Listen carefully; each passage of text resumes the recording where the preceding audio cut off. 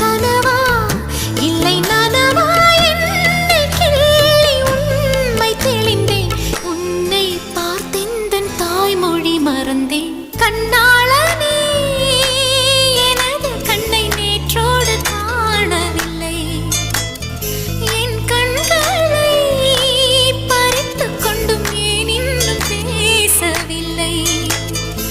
ஆளான ஒரு செய்தி அறியாமலே அலைபாயும் சிறு